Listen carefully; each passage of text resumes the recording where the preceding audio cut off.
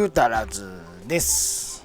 今日はね、俺の師匠、筋トレとあと格闘技の師匠だね。YouTuber なんだけどね、はやてちゃんで見てください。そっちにもね、乗っかってると思うんですけど、師匠の20後期のセルシオだね。これを復活させたいってことでね、そのプロジェクトやっていきましょう。もう早速ね、ボンネット開けてダンパー死んじゃってるね。師匠が言うにはファーストポンプとあとアルターネーターが悪いっていうんで、この車セットでそこ悪くなるみたいだね、話によれば。そこを重点的に見て、あとは復活に向けた動きやっていきましょほら、ここ接触らしいんですよ。で、一回実はメーター取って、裏をちょっと掃除したんですよ。そしたらそれで治るんですよ。で、タコメーターもスピードメーターもたまに動かなくなるんですけど、これ一発で治るんですよ。接触なんだろうね。おそらく接触です。で、あとほら、ここが20の前機能を切り取ってつけたんですよ、クソ野郎が。だから合ってないじゃないですか。で、後期のやつを調べたらやっぱ結構高いんですよね。あ、そうなんだ。1万5、6千するんですよね、ここだけで。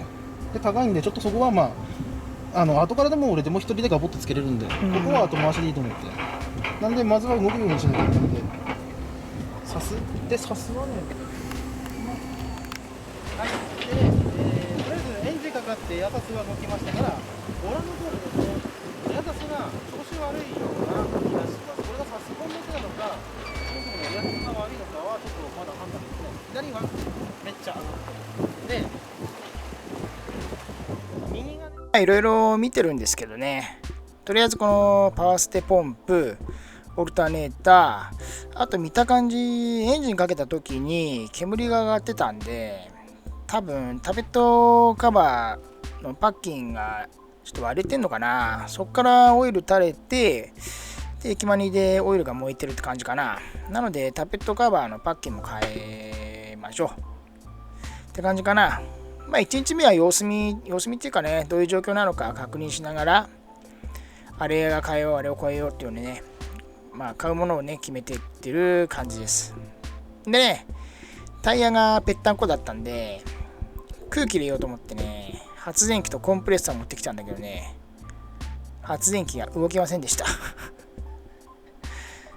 去年直したんだけどね、そっから一回も使ってないっていうね。この周り見てみりゃ車いっぱい止まってんですけどね、見る人見ればわかるかな。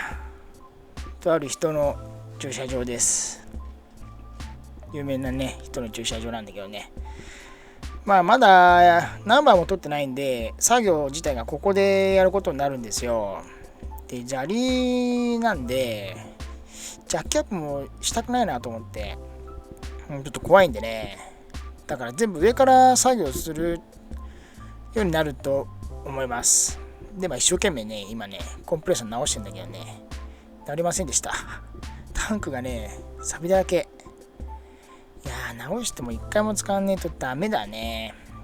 なのでサビ取ってタンク塗装してって感じかな。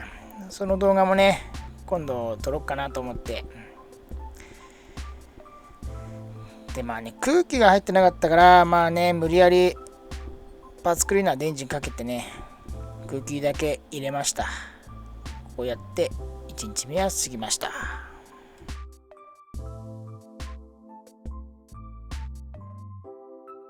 2日目の作業、リビルト品を頼むってことで、外せなかった時のことを考えて、外してから注文しようって風になったんですよ。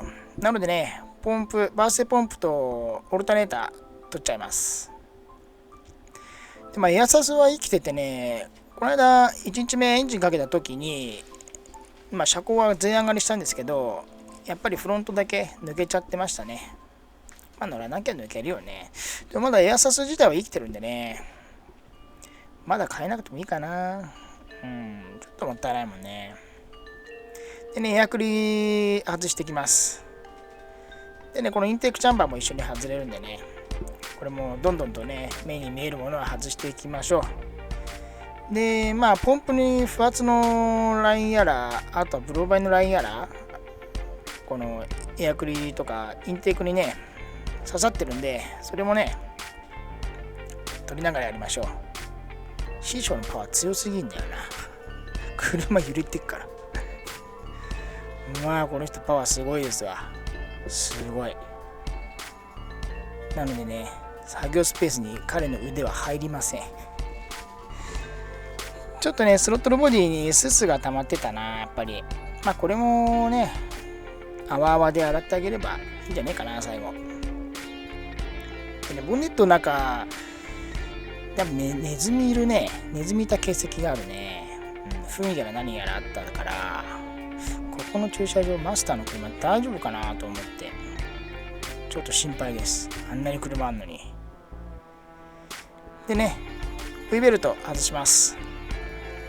テンショナーをねこうやってグイッとこうねブレーカーバーでグイッとひねってあげれば簡単に取れますんで。この車ファンベルトに回ってないんだよね。電ファンでもないんだよね。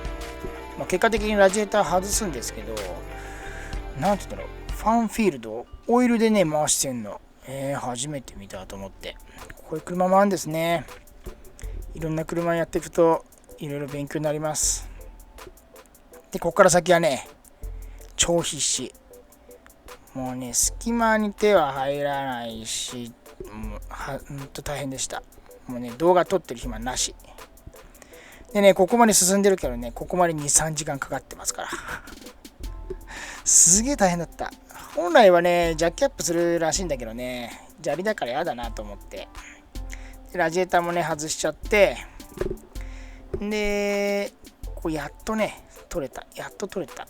外さなくてもいいボルトとか外してたもんな、見えなすぎて。でね、やっとリザーバタンクもポンプもあとオルタも取れました。やっぱちょっとねネズミがいたせいかもう汚いです。洗ってあげなきゃ。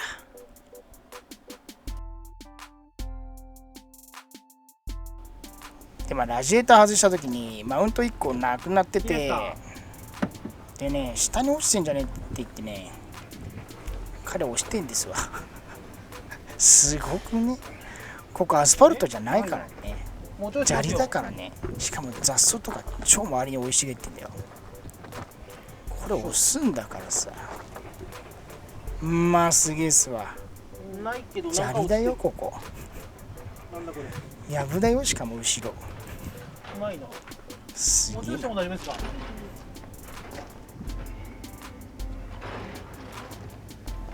セルシオ砂利で押すってね。ねえな。どうなってんだろう。結局ね見つからなかったんですけどね、そもそもなかったみたい。前のオーナーが外した時なくしたんかな。なんか代用見つけないと。でねラジエーターとか外しておくんで ATF のラインとかそこら辺はねしっかりガムテでゴミが入らないようにしておきましょう。オートマンね少しのゴミでもダメになるんでね注意して。あとは組んだ時にやっぱ掃除しないとダメだね。そうそう、糞がいっぱいあったからね、ネズミのね。マスターの車に絶対入ってるよなーって2人で話してました一回ちゃんと見た方がいいかもな。でね、あとはね注文するものを注文して次の作業ですね。待ちましょう。